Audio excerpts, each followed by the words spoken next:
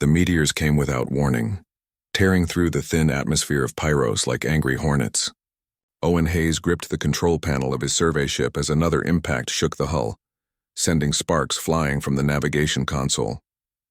His research expedition was supposed to be routine, just another 3 days collecting mineral samples from the volcanic moon's surface. Nobody mentioned anything about meteor storms. The ship lurched violently to the left. Owen's stomach dropped as he realized he'd lost main thrusters. Through the viewport, he watched the ground rushing up to meet him, all jagged rocks and rivers of glowing lava. He managed to angle the nose up just enough to avoid a direct collision, but the landing gear crumpled like paper when he hit. Metal screamed. Glass shattered. Then everything went dark. Pain brought him back to consciousness.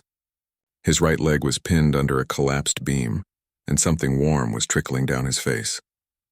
Blood, probably. Owen tried to move but gasped as white-hot agony shot through his trapped limb. The ship was tilted at a dangerous angle, and through the cracked viewport he could see orange lava flowing less than 50 meters away. Heat was already building inside the cabin. This was it, then. This was how Dr. Owen Hayes would die, alone on a moon nobody cared about, while his wife Anne and his daughters Lucy and Beth waited for him back on New Terra. He thought about the message he should have recorded before leaving, just in case. He thought about Beth's piano recital he'd miss next month. He thought about never seeing Anne smile again. A shadow passed over the viewport so large it blocked out Pyros' distant sun. Owen's breath caught. Something was circling above him. Something massive. The ground shook as whatever it was landed nearby. Heavy footsteps approached, each one making the damaged ship groan. Owen's heart hammered against his ribs. He'd heard stories about what lived in Pyros' volcanic regions. Drakari warriors, the dragon-like species that most of the galaxy feared and avoided. They were territorial, aggressive, and had a reputation for killing first and asking questions never. The ship's emergency hatch, already damaged from the crash, was torn completely free. Sunlight poured in along with a wave of heat from outside. A face appeared in the opening and Owen stopped breathing entirely. She was enormous. Her scales were deep crimson with black patterns running along her jaw and neck. 2 curved horns swept back from her head and her eyes were the color of molten gold. When she opened her mouth, he saw rows of sharp teeth designed for ripping and tearing. Her wings, folded against her back, were scarred with old burns. This was Ashira, though Owen didn't know her name yet. All he knew was that he was about to die in a much more violent way than he'd anticipated. But the Drakari didn't attack. Instead, she tilted her head, studying him with those golden eyes. Then she spoke, her voice a deep rumble that vibrated through his chest. "You're trapped."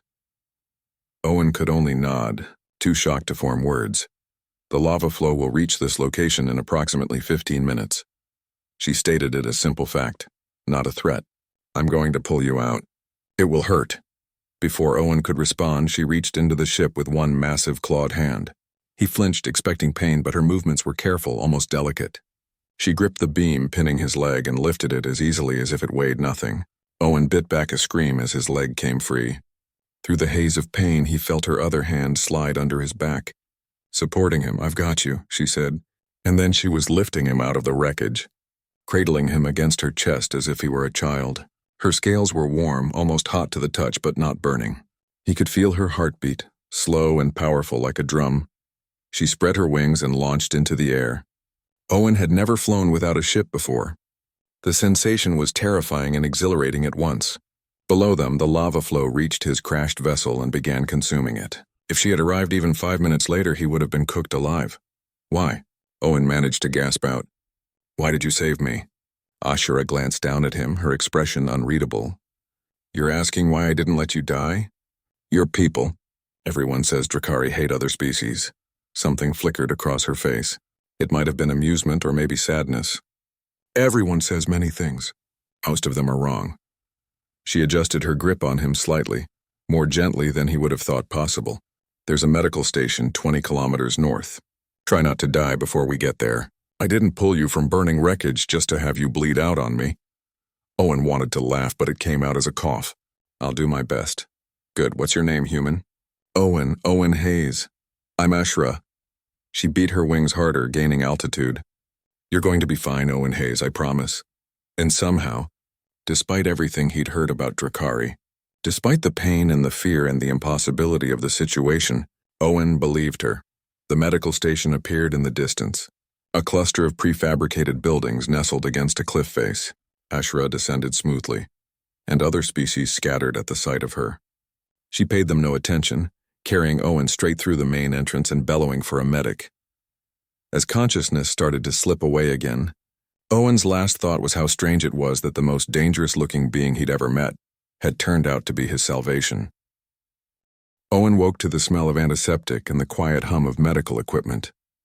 His leg was encased in a regeneration sleeve, the kind that cost more than his monthly salary back on New Terra. Someone had paid for the good stuff. Through the window of his recovery room, he could see Pyros' reddish sky and the glow of distant volcanic activity. A nurse, a small blue-furred Quillen, bustled in with a tray of food. She jumped slightly when she saw his eyes open. "Oh good, you're awake. How's the pain?" "Manageable," Owen lied. His leg felt like it was being simultaneously frozen and set on fire.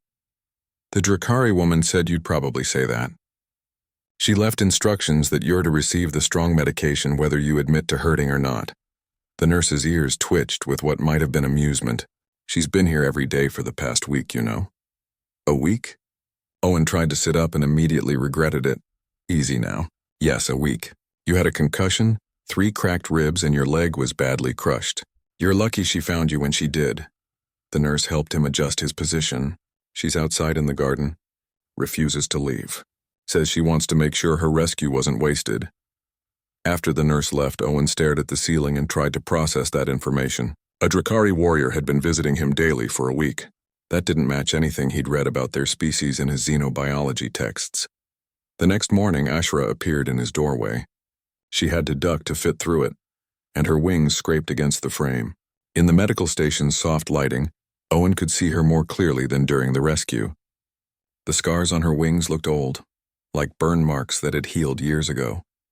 Her scales were darker in some places, lighter in others, creating patterns that reminded him of fire itself. "You're awake," she said, settling into a reinforced chair that groaned under her weight. "Good. I was beginning to think humans were more fragile than I'd heard." "We are fragile," Owen said. "Compared to you, anyway. Thank you for saving me, and for paying for my treatment, I'm guessing?" Ashira waved a clawed hand dismissively. "I have more credits than I need. What use is warriors' pay if I let people die in front of me?" She pulled something from a pouch at her side. "A datapad. I've been reading about Earth while you slept. Your planet sounds fascinating. All that water." And so began the strangest friendship of Owen's life. Ashira visited every morning and stayed until evening. At first, their conversations were simple, careful. She asked about his research. He asked about Pyros. She described the volcanic plains where she'd grown up. He told her about New Terra's forests. But as the days passed and Owen's leg slowly healed, they dug deeper. Owen learned that Ashra wasn't just a warrior. She'd studied ancient Drakari history and questioned the aggressive traditions of her people. Her clan had cast her out for suggesting that maybe constant territorial battles weren't the only way to live. "They said I'd gone soft," she explained one afternoon, staring out the window at the volcanic landscape, "that I'd forgotten what it meant to be Drakari. Maybe they were right. Or maybe you just grew beyond their limitations," Owen offered. She looked at him then, really looked at him, and something in her golden eyes made his breath catch. "You have an interesting perspective for a human." Owen told her about Anne, his wife of 15 years. About Lucy, who was 12 and wanted to be a pilot. About Beth, who was 9 and could play piano like someone twice her age. He showed her pictures on his datapad, and Ashra studied them with intense focus. "You miss them," she observed, "every second of every day. That must be a good kind of pain, to love someone so much that absence hurts." She said it wistfully, and Owen realized that despite her size and strength, Ashira was deeply lonely. One evening, Owen introduced her to chocolate. He'd had some in his emergency supplies, somehow salvaged from the crash. Ashira popped an entire bar in her mouth, chewed once, and her eyes went wide. "What is this sorcery?" Owen laughed harder than he had in weeks. "It's just cocoa and sugar. This is the greatest thing your species has ever created. I take back everything negative I ever thought about humans." They fell into a routine. Morning conversations over breakfast. with Owen teaching Ashura about Earth's biodiversity, and her explaining the complex clan politics of Drakari society. Afternoons spent in the garden, where Ashura practiced meditation techniques that involved carefully controlled fire breathing. She taught Owen how to breathe in rhythm with the flames, how to find calm in the heart of heat. Drakari mate for life, she told him one day, completely out of nowhere. They were watching the sunset paint the sky in shades of orange and purple. When we choose someone, that's it. Forever. No second chances, no changing our minds. That sounds beautiful, Owen said. And terrifying. It is both. She flexed her wings, stretching them in the fading light. I've never found anyone worth that choice. Not among my own kind, anyway. There was something in her tone that made Owen's heart beat faster, but he didn't push. Instead, he told her about how he'd met Anne, about their first awkward date at a museum, about how she'd laughed when he accidentally knocked over a display case. She sounds perfect for you, Ashura said quietly. She is. The silence that followed wasn't uncomfortable, but it was heavy with things neither of them said. 3 weeks after the crash, the doctors cleared Owen for travel. A transport ship would arrive the next day to take him back to New Terra. He should have been thrilled, but as he packed his few remaining belongings, all he felt was a strange ache in his chest. That night, Ashura knocked on his door long after visiting hours had ended. Walk with me, she said, one last time. They went to the cliff where they'd watched so many sunsets together. Pyros' crystal valleys glittered below them like a field of stars. Ashura stood at the edge, her wings catching the wind, and Owen stood beside her, feeling smaller than ever and somehow exactly the right size. The wind carried the scent of sulfur and crystal dust. Owen stood beside Ashura at the cliff's edge, watching the last light fade from Pyros' famous crystal valleys.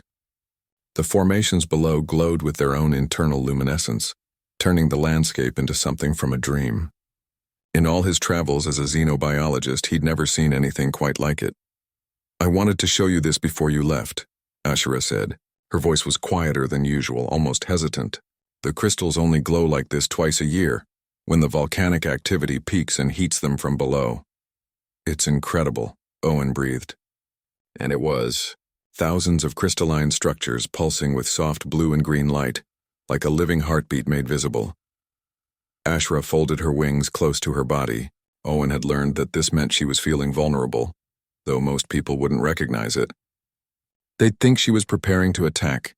That was the problem with the Drakari, he'd realized over these weeks. Everyone misread their body language, mistook caution for aggression, interpreted their natural reserve as hostility. I need to tell you something, she said, still staring at the valleys. And I don't want you to respond immediately. Just listen. Owen's heart rate picked up. Okay. I've lived for 43 years. In that time, I've trained with the finest warriors of my clan. I've studied texts older than most civilizations. I've traveled to 17 different systems. And in all that time, all those places, all those people, I've never felt connected to anyone. She paused, her claws digging slightly into the rock beneath her feet, until you crash-landed on my moon.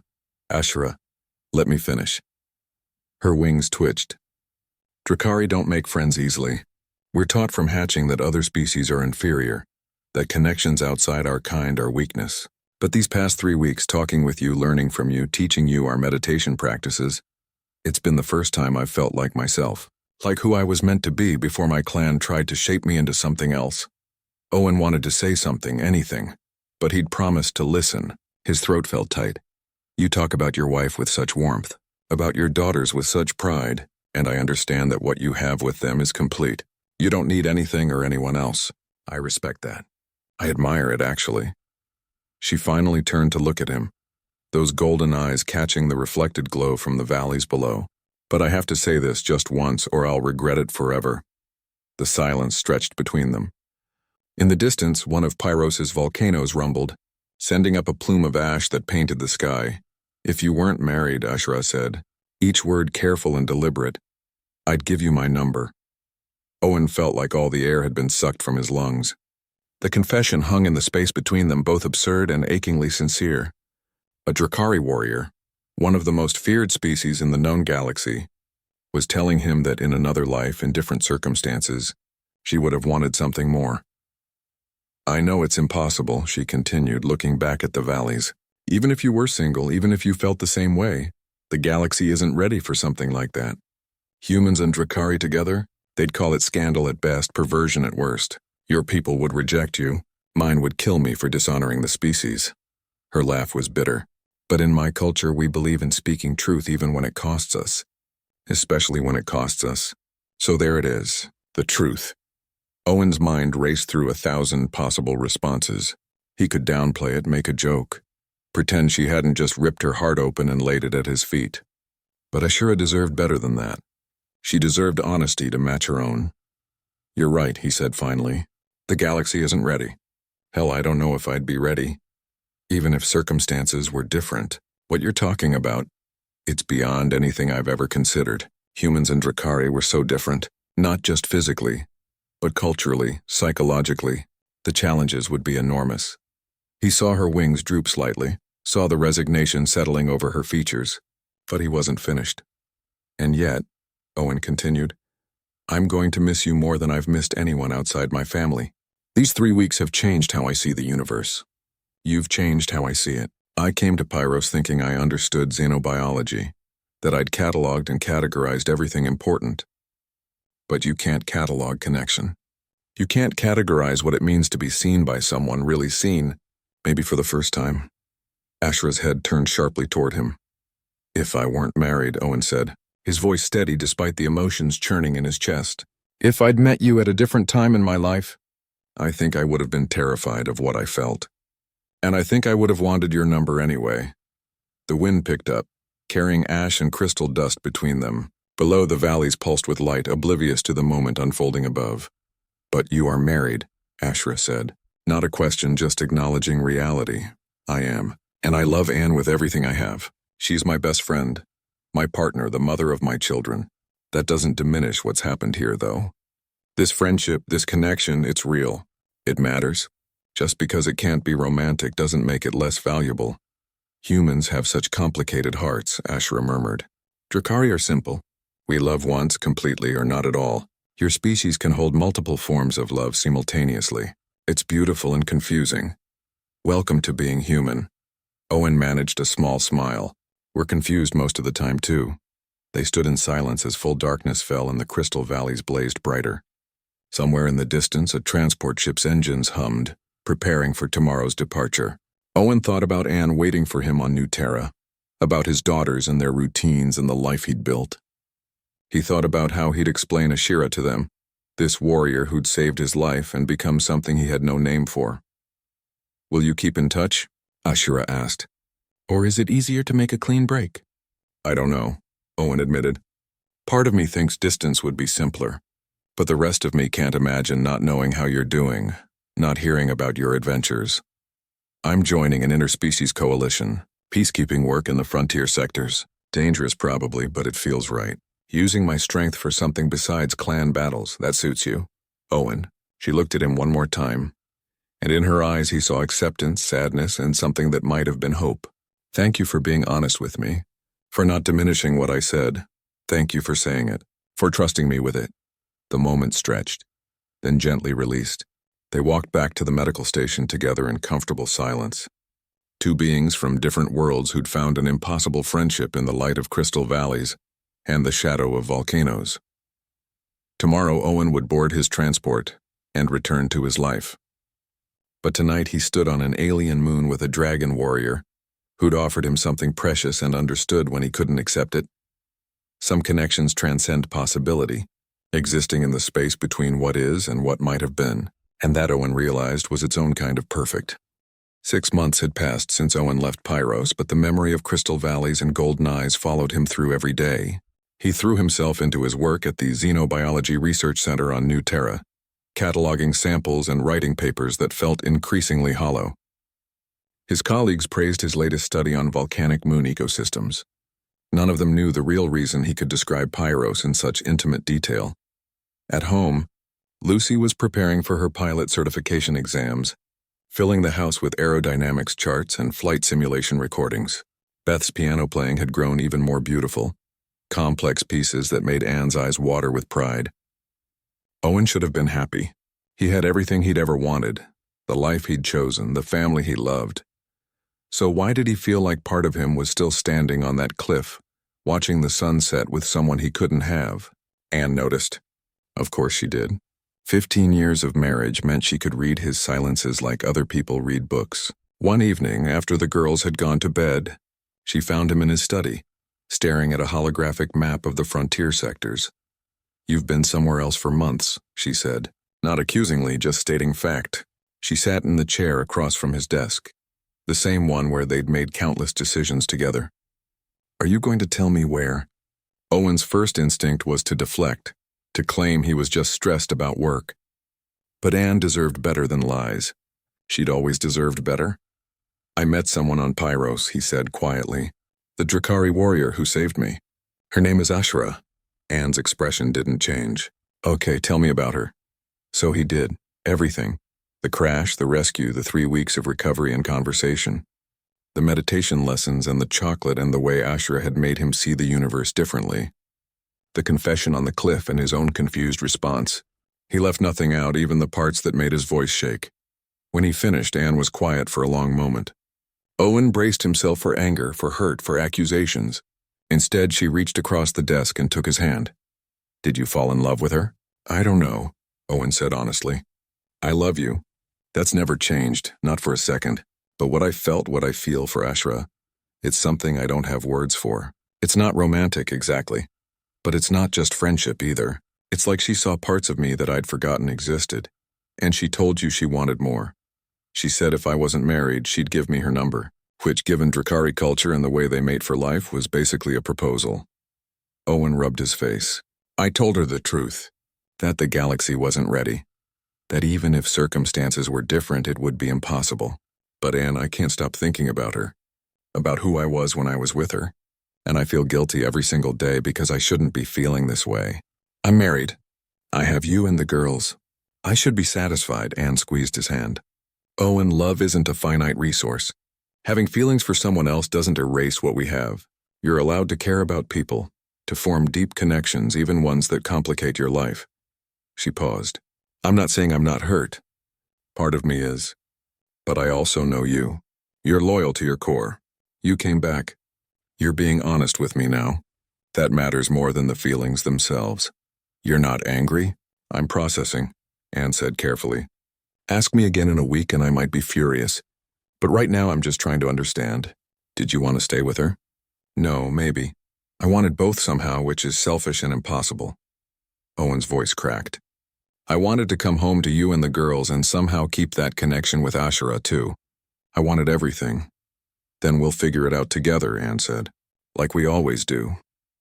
Owen pulled her into his arms, grateful beyond words for her steady presence, her willingness to navigate the messy complexity of human hearts.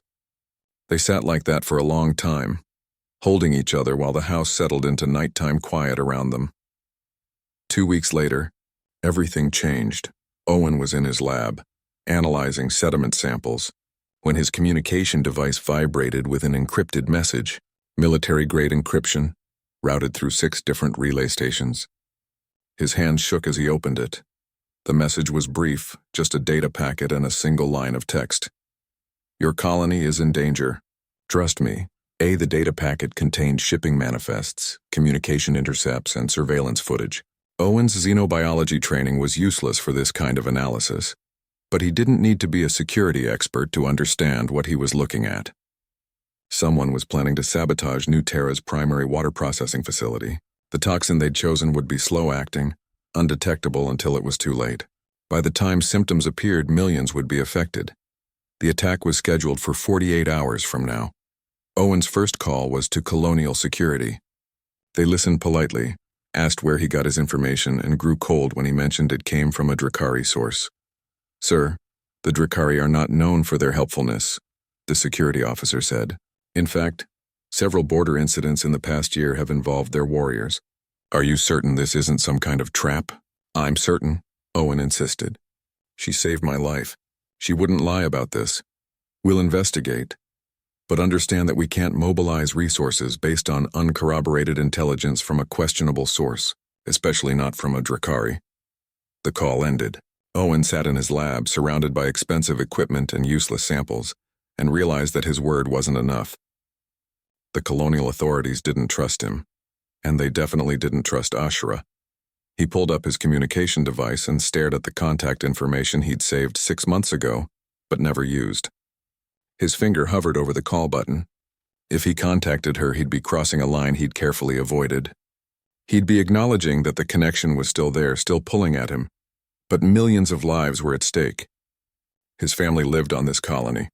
Lucy and Beth attended school less than 5 kilometers from the water processing plant.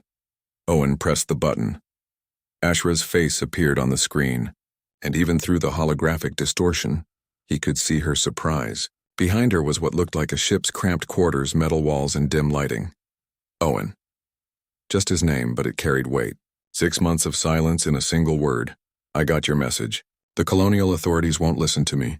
They don't trust information from a Drakari source. He ran a hand through his hair. Ashura, how certain are you about this intel? Completely certain. I was investigating weapons smugglers in the frontier sectors when I found evidence of this plan. The terrorist cell is well funded and organized. They've been planning this for months. Her golden eyes were intense. Owen, if this succeeds, the death toll will be catastrophic. I couldn't let that happen. Not to your home. Not to your family. Then I need you here. I need you to present the evidence yourself to make them understand the threat is real. Ashura went very still. If I come to New Terra, I'll be violating about a dozen interspecies treaties. I could lose my position with the coalition. There might be diplomatic incidents. I know. I wouldn't ask if there was another way. She studied him through the screen, and Owen saw the moment she made her decision. Send me the coordinates. I'll be there in 30 hours. Ashura, you'd do the same for me, she said simply. Besides, I told you once that I didn't pull you from burning wreckage just to let you die later. That still applies to your whole planet. The transmission ended. Owen sat in the sudden silence of his lab and wondered what he'd just set in motion. He'd brought Ashura into his world, into his life with Anne and the girls. There was no going back from this. He went home and found Anne in the kitchen preparing dinner. Beth was practicing piano in the living room, the music floating through the house. I need to tell you something, Owen said, and you're probably going to be angry. Anne put down her knife and turned to face him. Does it involve the Drakari woman? She sent me a warning. There's going to be an attack on the water processing plant. The authorities won't listen. So I asked her to come here. Anne's eyes widened. Here to New Terra? I know it's crazy. But she's risking everything to help us, and I couldn't just ignore that. Anne was quiet for a long moment. Then she said, Well, I guess I'm going to meet her after all. Ashura's ship entered New Terra's atmosphere exactly 30 hours after Owen's call, and panic rippled through the colony like a shockwave. A Drakari warrior, unannounced and uninvited, approaching one of humanity's frontier settlements. Emergency broadcasts interrupted regular programming. Colonial defense forces scrambled fighters. Parents rushed to collect their children from school. Owen stood at the landing platform outside the Capitol building, watching the ship descend. Anne stood beside him, her jaw set in that determined way that meant she was terrified but refusing to show it. Security officers surrounded them, weapons ready, their suspicious glares making Owen's skin crawl. This is insane, muttered the security chief, a grizzled woman named Rodriguez. We should be shooting that ship down, not letting it land. She's here to help, Owen said for the 10th time. She has evidence of a terrorist plot, or she's part of the terrorist plot. Ever consider that? The ship touched down with a hiss of hydraulics. The landing ramp extended. Ashura appeared in the opening, and even though Owen had prepared himself, the sight of her still took his breath away. She was exactly as he remembered, crimson scales catching the sunlight, wings folded tight against her back, moving with that dangerous grace that made everyone reach for their weapons. She walked down the ramp, her golden eyes scanning the crowd of armed humans, and stopped in front of Owen. For a moment, they just looked at each other. 6 months of separation collapsed into nothing. You look well, she said quietly. You look like you're about to get shot, Owen replied. Probably. She turned to the security forces. My name is Ashura, formerly of the Crimson Wing clan, currently a contractor with the Interspecies Coalition for Peace and Security. I have evidence of an imminent terrorist attack on this colony's water infrastructure. I'm here to help prevent it. Rodriguez stepped forward, her hand on her weapon. And why should we trust a Drakari warrior who shows up uninvited with convenient warnings about attacks? Because I have no reason to lie, Ashura said calmly. This colony means nothing to me politically. I gain nothing from its destruction or its salvation. The only reason I'm here is because someone I respect lives on this planet, and I won't let him die. All eyes turned to Owen. He felt Anne's hand slip into his, a gesture of support that made his throat tight. She saved my life on Pyros, Owen said. She's risking her career, possibly her life, to be here. Please, just look at the evidence. The Colonial Council convened an emergency session. Owen and Ashura presented the intelligence she'd gathered. Shipping manifests showing suspicious chemical orders, intercepted communications between known extremist groups, surveillance footage of the terrorists conducting reconnaissance around the water processing facility. The council members listened, but their body language was hostile. Ashura was forced to remain in the doorway because she couldn't fit through it, making her testimony feel like an interrogation rather than cooperation. Even if we accept this information is legitimate, said Counselor Zhang, we have no way to verify your motives. The Drakari have been adversarial to human expansion for decades. My people have been adversarial to everyone for centuries, Ashura corrected. That's why I left them. I don't speak for the Drakari. I speak for myself. It was Anne who turned the tide. She stood up from the observation section, drawing every eye in the room. My name is Anne Hayes. I'm Owen's wife. Her voice was steady. 6 months ago, my husband went to Pyros and came back changed. He told me about the woman who saved him, about their friendship, about conversations that challenged everything he thought he knew. I'll be honest. I was jealous. I was hurt. But I also know my husband, and I know he wouldn't stake our lives, our daughters' lives, on someone he didn't trust completely. She turned to look at Ashura. I don't know you. I don't know if we'll ever be friends. But Owen trusts you, and I trust Owen. That's enough for me. If even a fraction of this intelligence is accurate, we don't have time for politics and prejudice. We have families to protect. The silence that followed was profound. Finally, Rodriguez spoke. We'll investigate the facility. But if this is some kind of trick, if we walk into a trap, there will be consequences. Fair enough, Ashura said. Owen's knowledge of the water processing systems proved invaluable. He knew the layout, understood the filtration processes, could identify points where contamination would be most effective. Combined with Ashura's tactical expertise and the intelligence she'd gathered, they built a clear picture of the terrorist plan. The attack was set for midnight. The terrorists would introduce the toxin through a secondary intake valve, one that was rarely monitored. By the time anyone noticed, the contaminated water would have spread through half the colony's distribution network. The security forces wanted to simply shut down the facility and flush the system. Owen explained that would cause its own crisis, leaving thousands without water for days.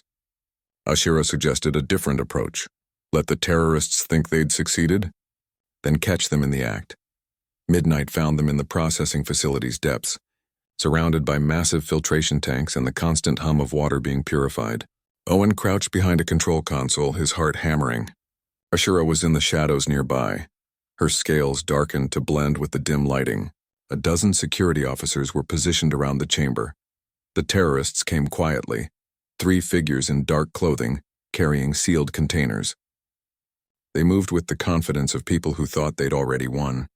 Owen watched them approach the secondary intake valve, tools ready to bypass the security locks. Ashura moved first.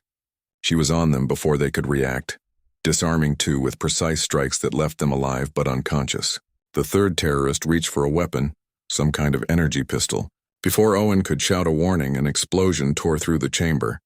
The terrorist had triggered a backup plan, a bomb attached to the toxin container. The blast threw Owen backward. His ears rang. Through the smoke and chaos, he saw Ashura throw herself over the ruptured container, her body shielding the intake valve. Her wings spread wide to contain the toxic vapor. Security forces swarmed in, securing the terrorists. Medics appeared from nowhere. Owen stumbled toward Ashura, who was still covering the spilled toxin, her breathing labored. Get containment foam, she gasped. Now the vapor will spread. Someone sprayed industrial foam over the spill, sealing it. Only then did Ashura move, and Owen saw the damage. Her scales were burned, some kind of chemical reaction from the toxin. Her left wing hung at an odd angle, probably broken from the blast. "You're hurt," Owen said, his voice sounding distant through the ringing in his ears. "I've had worse." She tried to stand and collapsed. "Okay, maybe not worse." The medics tried to approach, but Ashura's physiology was completely different from human biology. They had no idea how to treat her. Owen found himself pulling out his datapad, calling up every xenobiology text he had on Drakari anatomy, shouting instructions while his hands shook. Anne appeared in the chaos, somehow having convinced security to let her through. She took one look at the situation and started organizing the medics, her crisis management skills from her work at the colony's emergency services kicking in. Together, they stabilized Ashura. The burns were serious but not fatal. The broken wing would heal, though it would take time. As they loaded her onto a medical transport, Ashura caught Owen's hand with her clawed one. "Your family safe?" she asked. "Yes, because of you." "Good." Her eyes drifted closed. "Worth it, then." The transport lifted off toward the medical center, and Owen stood in the smoking ruins of the processing chamber, covered in chemical foam and his own blood from minor injuries he hadn't noticed, and realized that everything had changed again. Ashura hadn't just saved New Terra, she'd saved his family, at tremendous personal cost. And Anne had seen it happen, had helped save Ashura's life. There was no going back to simple categories now, no neat boxes to put people in.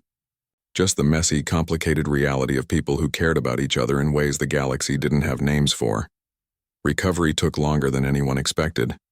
Drakari physiology was resilient, but the chemical burns from the toxin had gone deep, damaging tissue that healed slowly even for her species.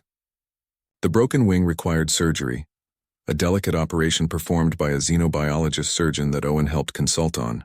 Ashura spent 3 days in intensive care, then 2 weeks in the hospital, and then Anne did something that surprised everyone. "She's coming home with us," Anne announced to Owen one evening in the hospital corridor. "She can't stay in a medical facility forever, and she sure can't go back to living on a ship while she recovers." Owen stared at his wife. "You want a Drakari warrior living in our house? With the girls? I want the person who saved our colony, who nearly died protecting our water supply, to have somewhere safe to heal." "Yes." Anne crossed her arms. "Unless you have a better idea?" He didn't. And honestly, the thought of Ashura alone in some sterile recovery facility made his chest ache. So 2 weeks after the attack, they brought her home. The girls' reactions were predictable. Lucy opened the front door, saw Ashura ducking through it, and screamed. Beth dropped her music books and hid behind her mother. Whiskers, their orange tabby cat, took one look at the dragon warrior and fled upstairs to hide under Lucy's bed. Ashura stood in their living room trying to make herself smaller, which was impossible when you had wings and stood over 7 feet tall. "Perhaps this was a mistake," she said quietly. "Give them a minute," Anne said. "Girls, this is Ashura. She's the one who saved our colony. She's going to be staying with us while she recovers." Lucy found her courage first. She stepped forward, studying Ashura with the same intense focus she brought to her flight simulations. "Your wing is broken." "Yes," Ashura said. "It will heal. Does it hurt?" "Sometimes." Lucy nodded, processing this. Then, "Can you teach me about flying? Real flying, not just ships?" Something shifted in Ashura's expression, a softening that Owen had only seen a few times. "If your parents allow it, I would be honored." Beth emerged from behind Anne, curiosity overcoming fear. "Do you really breathe fire?" "I do. Would you like to see?" "Just a small flame. Nothing dangerous." The demonstration that followed, with Ashura carefully exhaling a tiny jet of flame that she used to light a candle on the dining table, won Beth over completely. By dinner time, both girls were asking questions faster than Ashura could answer them. Those first weeks were strange. The Hayes family had to adjust to sharing their space with someone who couldn't fit through most doorways, without turning sideways, who required 3 times the calories of a human, and who sometimes woke in the night with wing tremors from the injury. Owen converted his study into a bedroom for Ashura, though she insisted on sleeping on the floor because human furniture wasn't designed for Drakari weight. Anne and Ashura's relationship developed slowly, carefully. They were like 2 cats circling each other, neither hostile but neither quite comfortable. Anne would bring Ashura pain medication without being asked. Ashura would clear dishes after meals even though her injured wing made it difficult. They spoke politely, formally like diplomats from nations that had recently ended a war. The breakthrough came 3 weeks into Ashra's stay. Owen was at work, the girls were at school, and Anne was home on her day off. She found Ashra in the backyard, attempting to stretch her healing wing. Tears of frustration streaming down her scaled face. "It won't extend properly," Ashra said when she noticed Anne watching. "The surgeon said it might never regain full mobility. I might not be able to fly long distances anymore." Anne sat on the garden bench. "I'm sorry. That must be terrifying. Flying is who I am. Without it, I'm just a ground-bound creature with useless appendages." Ashra folded the wing back, wincing. "I should be grateful I survived, that your family is safe, but all I can think about is what I've lost." "That's normal," Anne said. "After my mother's stroke, she kept saying she should be grateful she survived. But she'd lost her ability to paint, which was everything to her. Being grateful and grieving can exist at the same time." Ashra looked at her, really looked at her, and something passed between them.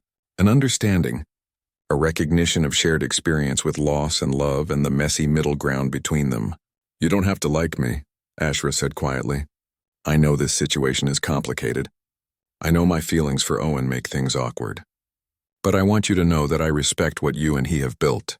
I would never try to damage that." Anne was quiet for a long moment. "I believe you. And honestly, I'm trying to figure out how I feel. Part of me is jealous. Owen cares about you in a way that's different from how he cares about anyone else. That's hard to accept. But you also saved my children. You nearly died for this colony for us. How do I reconcile those things?" "I don't know," Ashra admitted.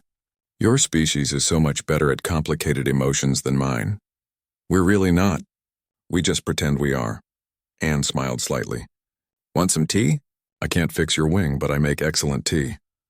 From that conversation forward, something shifted. Anne and Ashra started talking, really talking, about their childhoods, their fears, their dreams, about what it meant to be strong, to be vulnerable, to care about someone who didn't fit into neat categories. They discovered shared interests. Both loved history, both had complicated relationships with their families of origin.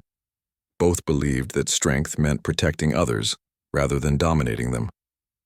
Lucy became Ashura's shadow, absorbing everything she could about Drakari culture and flight mechanics. Beth started composing music inspired by Ashura's descriptions of flying, creating pieces that somehow captured the sensation of wind and height and freedom. Whiskers eventually emerged from hiding and, inexplicably, adopted Ashura as his favorite person, often sleeping curled against her side. 4 months after the attack, Ashura received a job offer. The Interspecies Coalition, impressed by her actions on New Terra, wanted her to serve as a cultural liaison between Drakari space and human colonies. It was prestigious, important work that would let her use both her warrior training and her diplomatic skills. The position would be based on New Terra. Owen found her in the backyard that evening, testing her wing. It extended almost fully now, the damaged membrane strengthened through months of careful exercise. "You're going to take the job," he said. "Not a question. If you and Anne are comfortable with it, I'd be on New Terra permanently. I'd see you regularly." She folded her wing. "I know that's complicated. Everything about this is complicated." Owen sat on the bench where Anne had sat months ago. "But I think we've proven that complicated doesn't mean impossible. Anne likes you. The girls adore you. You're part of our lives now." "Your wife is extraordinary," Ashura said. "When I told you on Pyros that if you weren't married I'd give you my number, I had no idea what I was really saying." "I thought your marriage was just an obstacle." "But Anne isn't an obstacle. She's the reason you're the person I care about. Your relationship with her shaped you. She thinks you're pretty extraordinary too. She told me the other day that she's glad you're here, which might be the most surprising thing anyone's ever said to me." Ashura laughed, that rumbling sound Owen had missed hearing. "Your family has changed me. I thought I knew who I was. A warrior without a clan, a Drakari who didn't fit anywhere. But here, with all of you, I'm learning I can be something else, something more." The back door opened. Anne and the girls emerged, Beth carrying a cake with candles, Lucy holding a wrapped package. "You didn't think we'd let you accept your new job without celebration?" Anne called. "Get over here, both of you." They gathered around the patio table, an impossible family that shouldn't exist by any galactic standard. A human xenobiologist, his wife, their 2 daughters, a Drakari warrior, and 1 confused cat. They sang an off-key happy song. Ashra blew out the candles with a tiny controlled flame. Lucy's gift was a custom flight jacket with Drakari sizing. Beth had composed a piece called Crystal Valleys at Sunset and played it on her portable keyboard. Owen watched his wife laughing at something Ashra said, watched his daughters teaching their dragon ant how to play a human card game, and felt something settle in his chest. This was right. Complicated, messy, defying all conventions, but fundamentally right. Later, after the girls had gone to bed and Anne had retired with a book, Owen found himself on the porch with Ashura. She was looking up at the stars, her wing catching the light from the house. "A year ago," Owen said, "I crashed on a volcanic moon and thought my life was ending. Instead, it was beginning. For both of us," Ashira agreed. She pulled out her communication device, the same one she'd had on Pyros. "You still have my number?" Owen smiled and pulled out his own device. "I've had it for a year. Just never used it." "Maybe it's time," she said. "We're going to be working together after all. You'll need to be able to reach me." He programmed her contact information into his device properly this time, not just saved but prioritized. As he confirmed the entry, Ashra laughed. "What? I told you on Pyros that if you weren't married I'd give you my number. Turns out I gave it to you anyway, and somehow impossibly we made it work." "We made something better than what either of us imagined," Owen corrected. "A family that doesn't fit any category. A connection that transcends species and expectations and every rule about how relationships should work. Because you humans are stubborn and refuse to accept limitations. Because we found each other and decided that mattered more than what the galaxy thinks is possible." Ashura spread her healing wing, testing its strength against the evening breeze. In the house behind them, Anne laughed at something in her book. Upstairs, Beth's piano music drifted through an open window. Lucy's voice called goodnight to someone, probably the cat. This was home. Not the one Owen had planned, but the one he'd built through crashed ships and chemical burns and impossible confessions on cliff edges. A home that had room for a dragon warrior who'd offered her number and received something more valuable in return. Belonging. Somewhere in the galaxy, people would say it couldn't work, that humans and Drakari were too different, that friendships couldn't be this deep, that families came in prescribed forms. But here, on a human colony under alien stars, 5 beings who shouldn't fit together had created something extraordinary, and that was the most human thing of all.